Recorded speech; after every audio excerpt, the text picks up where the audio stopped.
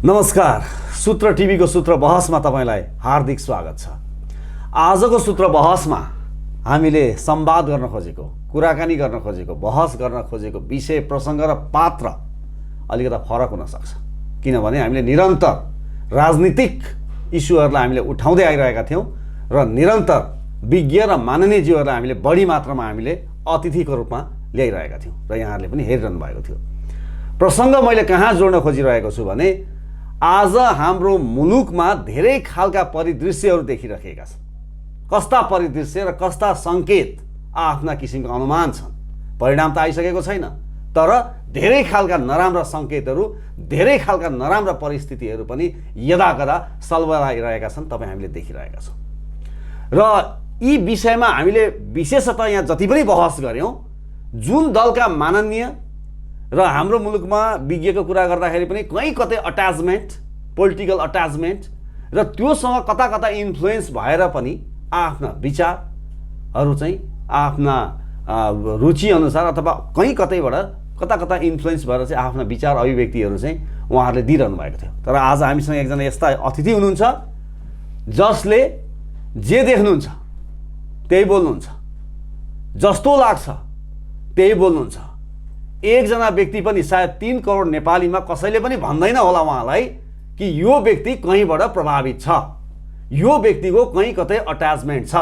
उनले जे बोल्छ देशको लागि बोल्छ, राष्ट्रको लागि बोल्छ र नेपाली जनताको लागि बोल्छ। सायद मलाई त्यस्तो लाग्छ। हरेक नेपालीले यसै गरी सायद विश्लेषण गर्नुहुन्छ होला। उहाँ हुनुहुन्छ रमेश प्रसाई। आज हामीसँग सूत्र बहसमा स्टुडियोमा हुनुहुन्छ। उहाँलाई म स्वागत गर्न चाहन्छु।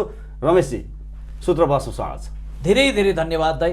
विश्वभरिबाट सूत्र अनलाइन हेरिरहनुभएका सम्पूर्ण सचेत राष्ट्रभक्त नेपाली दर्शकहरूमा एकमुष्ट अभिवादन टक्राउन चाहन्छु र दाइले जसरी मेरो मूल्याङ्कन गरिदिनु भयो त्यसप्रति म दाइलाई हार्दिक कृतज्ञता पनि व्यक्त गर्न चाहन्छु। हो, म कहिल्यै पनि कसैबाट प्रभावित र परिचालित होइन र हुन्न। म केवल सत्कर्मको समर्थन र दुष्कर्मको विरोध गर्छु। त्यो एउटा देशको नागरिक भएको नाताले मेरो जन्मसिद्ध कर्तव्य हो भन्ने लाग्छ। रमेशजी, मैले अघि प्रसङ्ग जोडिसकेँ। तपाईँ पनि धेरै अपडेट हुनुहुन्छ, धेरै जानकारी राख्नुहुन्छ। हामी विज्ञ भनौँ, विश्लेषक भनौँ, अभियन्ता भनौँ, राजनीतिक दलका नेता र माननीयज्यूहरू अथवा मन्त्रीहरू हामी एकैछिन टाढा राखौँ, तर जति पनि कहीँ कतै अट्याचमेन्ट राख्छन्, बोलिरहेका हुन्छन् र जहाँ उनीहरूको कहीँ कतै लिगेसी हुन्छ त्यसलाई कता कता बचाएर कुरा गरिरहेका हुन्छन्। हामी ठिक, त्यो लिगेसी भएको संस्था ठिक, बाँकी बेठिक भन्ने खालको विश्लेषण हुन्छ। तर रमेश प्रसाई कहीँ कतै तपाईँलाई सरोकार छैन। जे देख्नुहुन्छ त्यही बोल्नुहुन्छ। देशको लागि बोल्नुहुन्छ, जनताको लागि बोल्नुहुन्छ र देश राम्रो होस्, सही ट्र्याकमा जाओस् भन्ने तपाईँको एकल यही इच्छा छ। सायद त्यो लाग्छ। किनभने देश सही ट्र्याकमा गयो भने मात्रै मेरा सन्ततिको भविष्य सही ट्र्याकमा जाने हो। देश सही ट्र्याकमा गयो भने मात्रै मेरो पहिचान सही ट्र्याकमा जाने हो। आज युरोपेली राष्ट्रहरूको पासपोर्ट देखाउँदा अन्तर्राष्ट्रिय विमानस्थलहरूमा कुन प्रकारको सम्मान गरिन्छ? एक एक नागरिकले आफू युरोपियन अमेरिकन भएकोमा कति गौरव महसुस गरेर शिर उठाउँछ अन्तर्राष्ट्रिय जगतमा। त्यसरी नै नेपाल समुन्नत, समृद्ध, सुसंस्कृत, विकसित भयो भने त तपाईँ हामीले विश्वमा छाती चौडा पारेर आफूलाई नेपाली भनेर गौरव गर्ने हो नि। त्यो गौरव गर्ने ठाउँ अहिले पनि प्रशस्त छ, तर त्यो केवल इतिहासमा र प्रकृतिमाथि मात्रै हामी गौरव गरिरहेका छौँ। कि त हाम्रा पुर्खाको इतिहासमाथि, कि त हाम्रो प्राकृतिक स्रोत साधनमाथि। यी दुईटा कुरामा मात्रै हामीले गौरव गरिरहेका छौँ अनि एउटा सांस्कृतिक सम्पदामाथि। यी 3टा कुरा मात्रै छन्। तर हाम्रो वर्तमान, हाम्रो विकास, हाम्रो समृद्धिमा पनि गौरव गर्ने ठाउँ हामीले त्यो सृजना गर्नुपर्छ र त्यो सृजना हुँदा मात्रै हामी सुरक्षित हुन्छौँ। त्यसकारण तपाईँले देशको लागि बोल्छ, जनताको लागि बोल्छ भन्नुभयो। सर्वप्रथम त मैले मेरो लागि बोलेको हो, मेरा सन्ततिको लागि बोलेको हो। किनभने म भनेकै जनताको प्रतिनिधि पात्र हो र म भनेकै राष्ट्र हो दाइ। म मिलेरै राष्ट्र बन्ने हो। अब रमेशजी, मलाई यो बताइदिनुहोस्, तपाईँले एकदम निष्पक्ष कुरा गर्नुहुन्छ है। हजुर। जस्तै भनौँ अहिलेका 2टा समस्या मैले जोडेँ। एउटा त तपाईँ अभियानमै आउनु भएको छ। सरिता गिरीको विरुद्धमा किटानी जाहेरी तपाईँले प्रहरी कहाँ दिनुभएको छ। तपाईँलाई लिगली सपोर्ट गर्नुभएको छ डाक्टर सुरेन्द्र भण्डारी वरिष्ठ अधिवक्ताले। यो त प्रसङ्ग रहि नै हाल्यो। सँगसँगै अहिले हामीले के देखिरहेका छौँ भने जस्तो नागरिकता विधेयकको विषयमा पनि तपाईँले अपडेट नै हुनुहुन्छ। अब यो 75 साल साउनमा दर्ता भयो संसदमा। 75 साल भदौमा छलफल सुरु भयो। हो, अब यो 75 भदौबाट छलफल सुरु भएको जब अहिले सरिता गिरी जस्ता व्यक्तिहरू जब उठे अथवा अगाडि फ्रन्टमा आए, त्यस पश्चात यति बेला नेकपाको सचिवालयले बल्ल अहिले के निर्णय गर्यो भन्दाखेरि, निर्णय गरेको छ भन्दाखेरिमा 7 वर्षसम्म चाहिँ विदेशी बुहारीलाई अङ्गीकृत नागरिकता नदिने भन्ने सचिवालयले बल्ल निर्णय गर्दैछ। र सँगसँगै अब बहुमती आधारमा पनि हामी राज्य व्यवस्थापन तथा सुशासन समितिमा चाहिँ अब निर्णय गराउँछौँ माननीयहरूबाट भनेर यति बेला गर्दैछ यो प्रसङ्ग। अर्को प्रसङ्ग, विगत केही वर्षदेखि चाहिँ हाम्रो कालापानी, लिम्पियादुरा, लिपुलेकमा जुन किसिमले भारतले चाहिँ बाटो बनाउँदै थियो मानसरोवर जाने, यतिको समयसम्म देशका शासन सत्तामा बस्नेहरूलाई जानकारी नै नहुने भन्ने प्रसङ्ग आउँछ रमेशजी। जब राजनाथ सिंहले उद्घाटन गर्छन् त्यसपछि हामी राष्ट्रवाद देखाउँछौँ। यो परिदृश्यलाई तपाईँले कसरी मूल्याङ्कन गर्नुहुन्छ? एकदम निष्पक्ष बताइदिनु। कुनै पनि हालतमा आउँदैन। सरकारका आँखाहरूले देख्नु पर्थ्यो, यदि देख्दैनन् भने ती आँखाहरू तुच्छ हुन्। यहाँ आँखा भन्नुको अर्थ सरकारी संयन्त्रहरू हुन्। राष्ट्रिय अनुसन्धान विभागदेखि सरकारी कर्मचारी संयन्त्रदेखि सिमानामा रहेका सुरक्षा कर्मीहरूदेखि ती सबै सरकारका अङ्गहरूले देख्नु पर्थ्यो, तर तिनका आँखाले देखेन। सडक उद्घाटन गरुन्जेल देखेन। तर त्यो यो कुरा दुःखद हो र यसको मैले सशक्त आलोचना गरेको छु आफ्ना भिडियोहरूमा। यो सरकारको ठुलो कमजोरी हो। तर त्यसका बावजुद पनि सरकारले इतिहासको यो कालखण्डमा आएर 1961 देखि गुमेको भूगोल हो दाइ। यो त सडक पो अस्ति भर्खर चाहिँ उद्घाटन गरे त, तर भूगोल त 1961-62 देखि नै गुमेको हो नि नेपालको। तर त्यो गुमेको भूगोललाई फिर्ता ल्याउनका निम्ति सरकारले जुन प्रयास गरेको छ, जुन कदम सरकारले चालेको छ, त्यो सत्कर्मको चाहिँ फेरि म पक्षमा छु। मैले त्यसको समर्थन गरेको छु। अब सरिता गिरीको प्रसङ्ग अलिकति जोडिहालौँ। मुद्दा मैले किन दायर गरेँ भन्ने त मैले प्रशस्तै वर्णन गरिसकेँ। तर हाम्रो देशमा कस्तो रहेछ भने यो ऐतिहासिक नक्सा सरकारले पारित गर्यो। सरकारका दुष्कर्मको विरोध गर्ने हो, तर सत्कर्मको त समर्थन गर्ने हो नि। सबैले एकताको सूत्रमा उभिने हो नि राष्ट्रियताको पक्षमा। तर हामी यति बेला पनि उभिन सकेनौँ। हामी आफ्नै दलीय अथवा नस्लीय अथवा हाम्रा आफ्नै विमतिहरूको स्वार्थमा जुधिरह्यौँ। हामी अहिले पनि भेट्दैछौँ। अब सरिता गिरीमाथि मैले मुद्दा दायर गर्दा आज एकजना नेताले के भने तपाईँले यो नस्लवादी सोचले मुद्दा दायर गर्नुभयो, सरिता गिरीलाई मधेसी भनेर मुद्दा दायर गर्नुभयो। मधेसी भनेर मुद्दा दायर गर्ने भएको भए म यो देशमा भएभरका मधेसी नेताहरूमाथि मुद्दा दायर गर्थेँ होला नि खोजी। किन सरिता गिरीमाथि नै मुद्दा दायर गरे त? यो त पहाडी र मधेसीको प्रसङ्ग त होइन, नस्लको प्रसङ्ग त होइन। अब उहाँले मलाई भन्नुभयो, अरूले पनि केहीले भनेका छन्, तपाईँले सरिता गिरी मात्रै देख्नुभयो, यत्रो देशमा भ्रष्टाचारीहरू छन्, अराजक चाहिँ देशद्रोहीहरू छन्, ठुला शीर्षस्थ नेताहरू, शिखर नेताहरू पनि छन्, उहाँहरूमाथि किन मुद्दा दायर नगरेको? केपी ओलीलाई किन नहालेको? बाबुराम भट्टराईलाई किन नहालेको? प्रचण्डलाई किन मुद्दा नहालेको भन्छन्। मलाई त्यसो भन्नेहरूले आफैले मुद्दा दायर गरे पनि त हुन्थ्यो नि। त्यत्तिका प्रमाण रहेछ नि त उनीहरूसँग, त्यत्तिको चाहिँ उनीहरूसँग विज्ञता रहेछ, तर गर्दैनन्। यहाँ हिलो छ्याप्ने चलन छ, यहाँ आपसमा जुध्ने र भिड्ने चलन छ। यसरी भिडिरह्यौँ भने हामी भाइ फुटे गवार लुटे भन्ने उखान सार्थक हुन्छ दाइ, राष्ट्रियता सुरक्षित हुँदैन। अब रमेशजी, अहिलेको परिदृश्यहरूको बारेमा तपाईँ अपडेट हुनुहुन्छ, मुलुक कता जाँदैछ बताइदिनुहोस् हामीलाई। यही भनिरहँदा म नागरिकता विधेयकलाई पनि जोड्न चाहन्छु। तपाईँले अघि गरेको प्रश्न मैले उत्तर दिन छोटाएको थिएँ। नागरिकता विधेयक यति बेला पारित हुन जरुरी छ।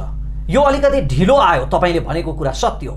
75 भदौदेखि छलफल भएको विधेयक त्यति बेलै संसदमा प्रस्तुत हुनु पर्थ्यो, तर यो ढिलो भयो।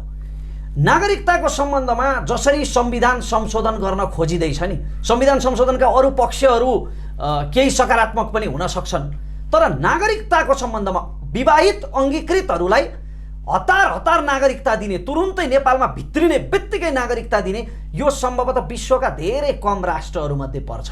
यो असाध्यै ठुलो विडम्बना हो। फिजी र सिक्किमका इतिहास मैले दोहोऱ्याइरहनु पर्दैन, त्यो धेरैले पढेका छन्। अङ्गीकृत भारतीयहरू भरेर फिजीको सत्ता कब्जा गर्न खोजेको, सिक्किम विलय भएको, रुसले आफ्ना स्वयंसेवकहरू युक्रेनको क्राइमियामा भर्यो।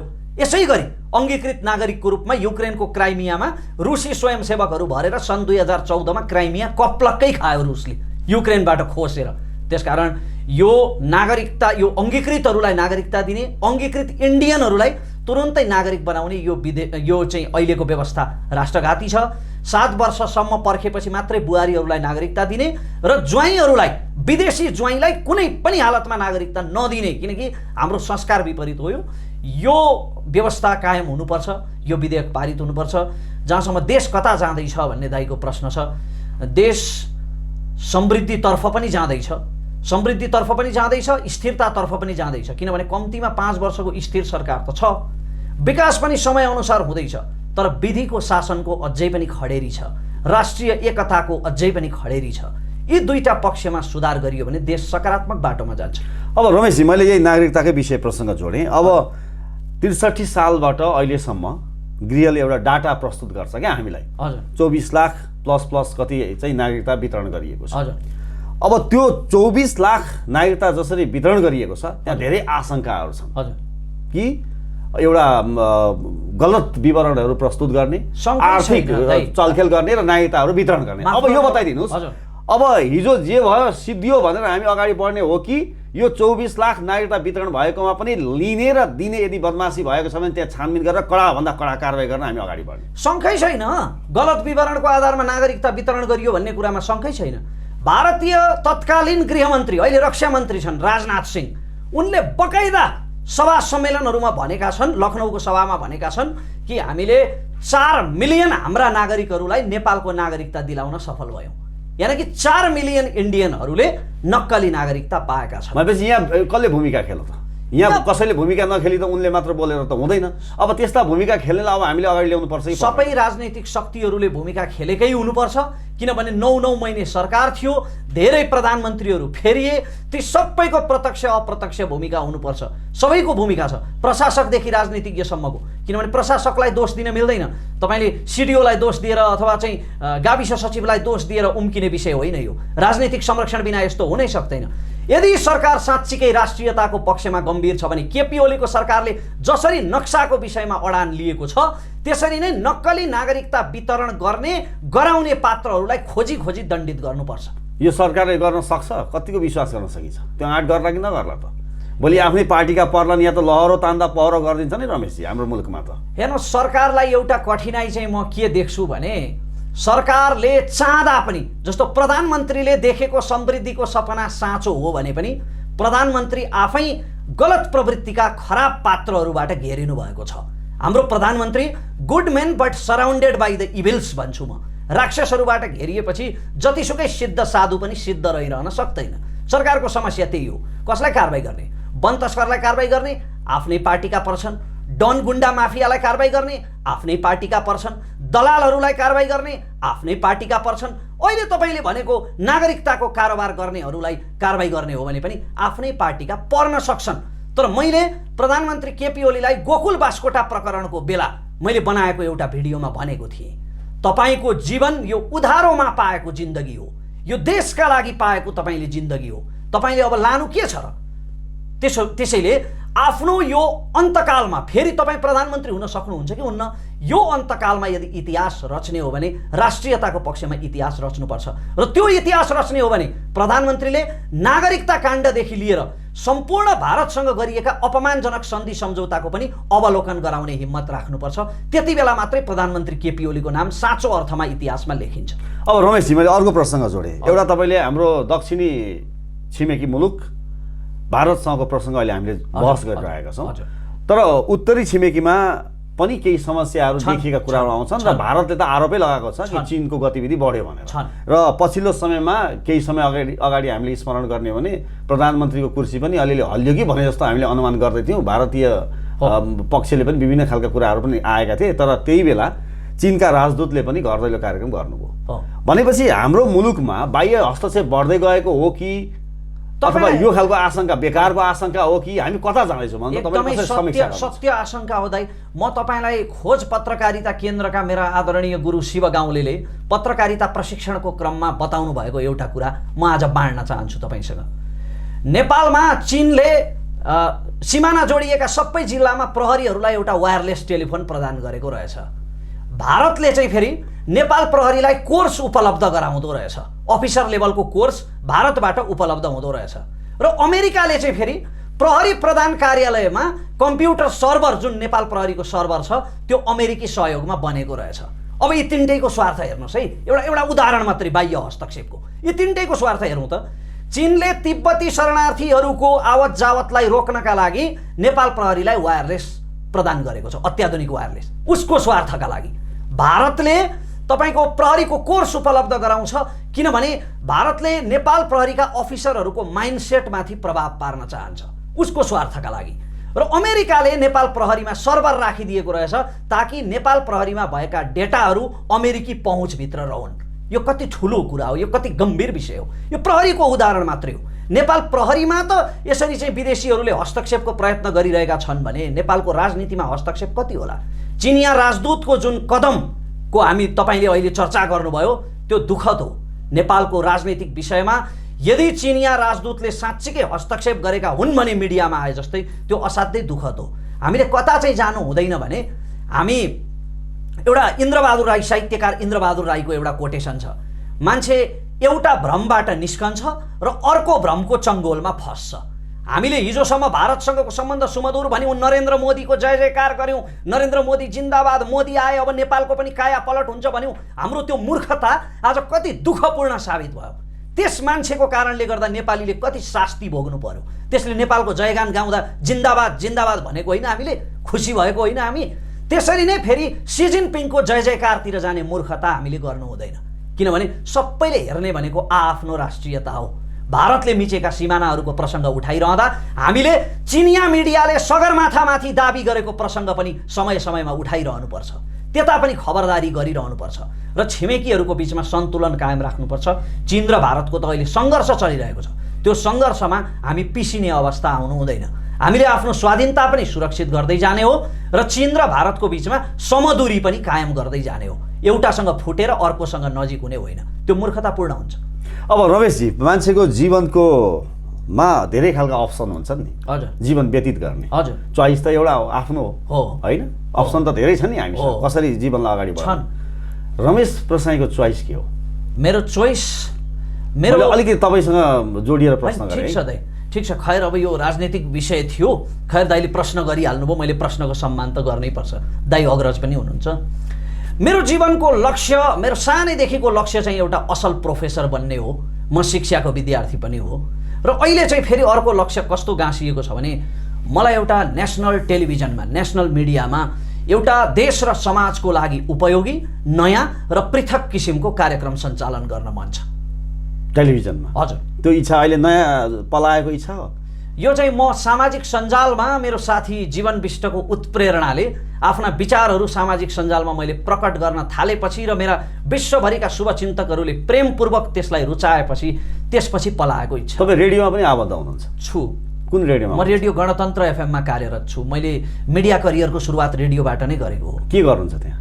म त्यहाँ राजनीतिक बहसहरू सञ्चालन गर्छु र त्यहाँ जुन कार्यक्रमहरू विभिन्न दात्री संस्थाको सहयोगमा रेडियोमा कार्यक्रमहरू आउँछन् नि, दाइलाई त मलाई भन्दा बढी डिटेलमा थाहा छ।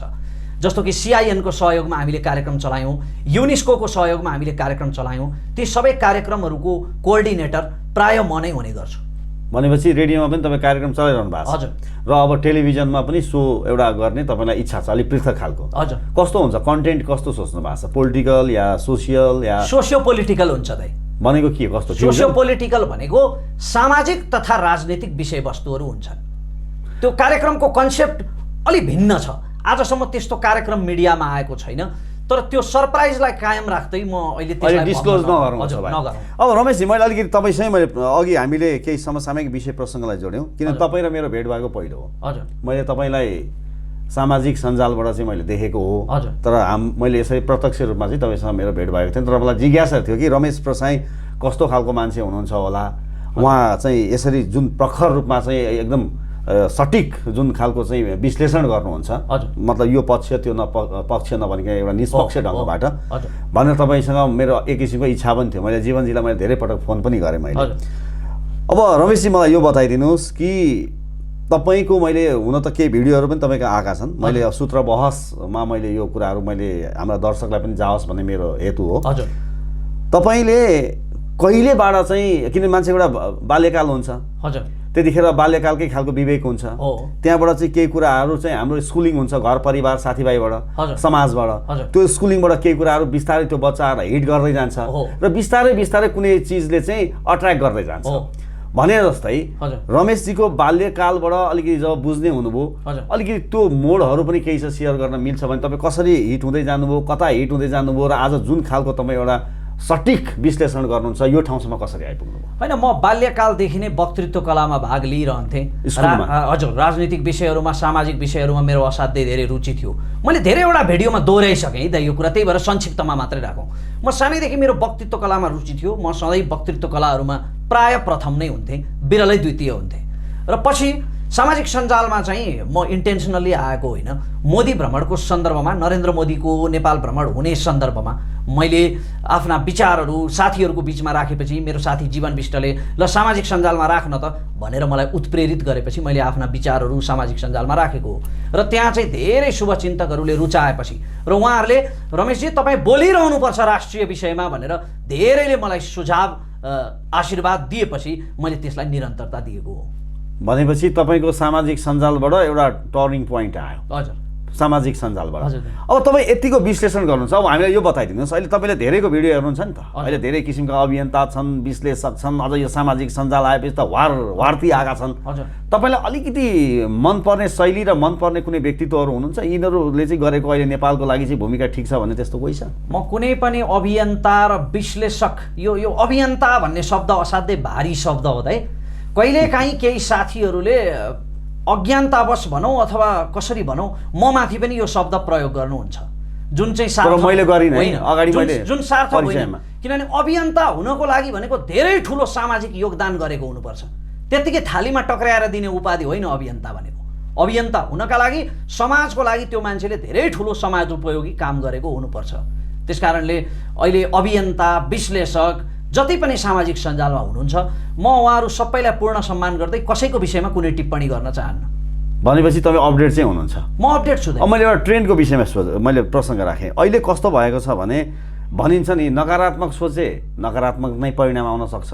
हामी सकारात्मक सोच राखेर जहिले पनि अगाडि बढ्यौँ भने त्यसले कहीँ न कहीँ एक दिन चाहिँ त्यसले सकारात्मक परिणाम रिजल्ट पनि दिन्छ भन्ने कुरा हो। तर अहिले ट्रेन्ड यसो हेर्दाखेरि जसले चाहिँ नकारात्मक कुराहरू बढी उग्र रूपमा गर्यो त्यतैतिर बढी मान्छेको आकर्षण, अलिकति ज्ञानी गुणी अलिकति बुझाउने खालको कुराहरू गरौँ भने मान्छेले व्यवस्था गर्ने यो खालको ट्रेन्ड पनि अहिले हामीले सामाजिक सञ्जालमा पनि महसुस गर्छौँ, अन्य मिडियामा पनि महसुस गर्छौँ। तपाईँ पनि एउटा मिडियाकर्मी हो, म पनि एउटा मिडियाकर्मी हो। यो ट्रेन्डमा तपाईँको विश्लेषण के छ? यस्तो छ दाइ, जुन चेतनाको एउटा सामान्य स्तर भनेर कतिपयले होच्याएर टिप्पणी गर्छन् नि, राष्ट्रभक्त मानिसहरूमाथि, नागरिकहरूमाथि, सबैलाई सबै कुरा बुझ्ने फुर्सद हुँदैन। घर गृहस्थी चलाउनु छ, आफ्नो पेसा व्यवसाय सञ्चालन गर्नु छ, उहाँहरूले त केवल राष्ट्रियता बुझ्नुहुन्छ, राष्ट्रभक्ति बुझ्नुहुन्छ, राष्ट्रको पक्षमा भइरहेका अभियानहरू कार्यक्रमहरू उहाँहरूले बुझ्नुहुन्छ। उहाँहरूको भावना पवित्र हो। त्यसकारणले उहाँहरूको दोष होइन, दोष चाहिँ तपाईँ र म जस्ता मान्छेको पनि केही हदसम्म हो जस्तो मलाई लाग्छ। जस्तो दाइले अघि सुरुमा पनि मलाई प्रश्न गर्दाखेरि यो देशमा के कस्ता सङ्कटहरू छन् अथवा के कस्ता चाहिँ नराम्रा कुराहरू छन् भनेरै प्रश्न गर्नुभयो नि त। हाम्रो अन्तर्वार्ताको सुरुवातको पहिलो प्रश्न नै नकारात्मक थियो। यो यहाँ तपाईँलाई मात्र होइन मलाई पनि उल्लेख गरौँ, म पनि कतिपय अवस्थामा बढी नै नकारात्मक भएँ होला। हामीले सकारात्मक कुराहरू खोज्न, हेर्न, पढ्न र सम्प्रेषण गराउन, प्रसारण गर्न सुरु गर्नुपर्छ। अनि एउटा वर्गबाट, विशेष गरी सञ्चारकर्मीहरूको वर्गबाट सकारात्मक कुरा सम्प्रेषण गर्न सुरु भयो भने सामान्य जनमा पनि सकारात्मक कुरा नै पुग्छ। यहाँ त मिडियै खोल्नु भएन नि, सधैँ नकारात्मक समाचार मात्रै आइरहने, देश भत्किनै लाग्यो, भत्ताभङ्ग हुनै लाग्यो, बिग्रिनै लाग्यो। म मेरा कतिपय स्पिचहरूमा प्रश्न गर्ने गर्छु, के चाहिँ भत्क्यो देशमा? सङ्कट कहाँ आउँदैन? मेक्सिकोको राष्ट्रियताको सम्बन्धमा पनि सङ्कट आएको छ, बेला बेला अमेरिकासँग तनाव भइरहन्छ। चाहिँ तपाईँको अमेरिकाकै राष्ट्रियताको विषयमा पनि सङ्कट छ। डोनाल्ड ट्रम्पले बेला बेलामा राष्ट्रलाई अहित हुने किसिमका कामहरू गरिरहन्छन्। ब्राजिल, कोलम्बिया जस्ता अमेरिकाका समर्थकहरू चिडिएका छन्। अमेरिकाको राष्ट्रियतामा पनि सङ्कट छ। ब्रिटेनमा पनि सङ्कट छ। ब्रिटेन EUबाट ब्रेक्जिट हुने कि नहुने, युरोपेली सङ्घबाट ब्रिटेन बाहिरिने कि नबाहिरिने भन्ने विषयमा त्यहाँ मत बाजिएको छ। ब्रिटेनको राष्ट्रियतामाथि पनि सङ्कट छ। स्कटल्यान्ड भन्ने ब्रिटेनको प्रान्तले ब्रिटेनबाट अलग हुन खोजिरहेको छ। क्यानाडाको राष्ट्रियतामा सङ्कट छ, क्युबेकले अलग हुन खोजिरहेको छ। स्पेनको राष्ट्रियतामा सङ्कट छ, क्याटालोनियाले अलग हुन खोजिरहेको छ। यस्ता विवादहरू त विश्वभरि छन्, यस्ता सङ्कटहरू त विश्वभरि छन्। तर ती सङ्कटहरूको बावजुद पनि ती देश समृद्धितिर गइरहेका छन् नि। तर हामीले चाहिँ देशमा भएका सङ्कटहरू चाहिँ देखाइरहेका छौँ, सुनाइरहेका छौँ, तर समृद्धिका सम्भावनाहरू चाहिँ सुनाइरहेका छैनौँ। सकारात्मक सन्देश हामीले प्रवाह गरिरहेका छैनौँ, त्यस कारणले चाहिँ नकारात्मक सोच बढेको हो जस्तो लाग्छ। अब रमेशजी, मैले अघि बालापनको कुराहरू गरेँ, त्यस पछाडि अहिलेसम्मको कुरा गरेँ। मान्छेको जीवनमा जन्मिने, होइन, युवा हुने, आफ्ना कर्म गर्ने, यो सबै कुराहरू चाहिँ अगाडि बढ्दै जान्छ। अब रमेशजीले पनि अहिले ब्याचलर कम्प्लिट गर्नुभयो होइन, हजुर, यो एजुकेसनबाट होइन। हजुर। अब बिस्तारै तपाईँले कार्यक्रमको पनि आफ्नो योजना बताउनु भयो। अब फेरि मान्छेको त्यो सामाजिक एउटा दायित्व पनि हुन्छ क्या रमेशजी, हो, यो वैवाहिक जीवन लगायतका कुराहरू पनि जोडिएर आउँछन् होइन। त्यस्तो पनि केही सोच छ कि त्यहाँबाट अलिक टाढै हुनुहुन्छ तपाईँ? कति टाढा हुनुहुन्छ? नजिक नै हुनुहुन्छ? म टाढा छैन दाइ। टाढा भयो भने चाहिँ त्यो मानिस कि सन्यासी हुनुपर्छ कि अप्राकृतिक हुनुपर्छ होइन, यसको डिटेलमा नजाउँ। म टाढा छैन, तर विवाहका लागि पहिलो शर्त आर्थिक आत्मनिर्भरता हो भन्ने मलाई लाग्छ। म आत्मनिर्भर भएपछि विवाह त हरेक मान्छेको जीवनमा अनिवार्य हो, र मेरो विवाह भएको बेला जन्तीको लिस्टमा एउटा नाम दाइको पनि हो दाइ। त्यसको लागि तपाईँलाई धेरै धेरै धन्यवाद। भनेपछि तपाईँ धेरै टाढा चाहिँ हुनुहुन्न? म छैन। ठिक छ रमेशजी, तपाईँ आउनुभयो, म तपाईँको धेरै समय पनि म लिन चाहन्न, किनभने तपाईँको व्यस्तता पनि मैले बुझेको छु होइन। हजुर। अब आफ्ना कुराहरूलाई यसै गरी निरन्तरता दिनुहोस्, यस्तै गरी सटिक रूपमा चाहिँ समीक्षाहरू गर्नुहोस्, विश्लेषणहरू गर्नुहोस्। तपाईँको उत्तर भविष्यको म कामना गर्छु, र तपाईँको त्यो टेलिभिजन सो पनि चाँडोभन्दा चाँडो लन्च होस्, सबै दर्शकहरूले मन पराइदिउन्, हाम्रो स्टुडियोमा आइदिनु भयो। तपाईँलाई म धेरै धेरै धन्यवाद भन्छु रमेशजी। अवश्य दाइ, यहाँलाई पनि हृदयदेखि नै धन्यवाद। यहाँको सूत्र अनलाइन टिभी प्रति हार्दिक आभार व्यक्त गर्न चाहन्छु, र मलाई विश्वभरिबाट हेरिरहनुभएका मेरा शुभचिन्तकहरूलाई पनि हृदयदेखि नै धन्यवाद। अन्तिममा म एउटै कुरा भन्न चाहन्छु, मैले कुनै व्यक्तिगत पूर्वाग्रह राखेर होइन, राष्ट्र र राष्ट्रियताको पक्षमा सभासद सरिता गिरी उप मुद्दा दायर गरेको हो। यो कुनै नस्लीय चिन्तनको कारणले होइन। सरिता गिरीमाथि मुद्दा लगाउने बित्तिकै अब राष्ट्रको पक्षमा मैले बोल्ने मेरो अभियान, मेरो यो यात्रा सकिएको होइन, सुरुवात मात्रै भएको हो। त्यसकारण सबैको साथको कामना गर्न चाहन्छु, सबैको सहयोगको कामना गर्छु। डाक्टर सुरेन्द्र भण्डारी वरिष्ठ अधिवक्ता, उहाँलाई पनि धेरै धेरै धन्यवाद। यो मुद्दामा निःशुल्क मेरो तर्फबाट बहस गर्नुभएको छ। धेरै धेरै धन्यवाद सबैलाई। नमस्कार।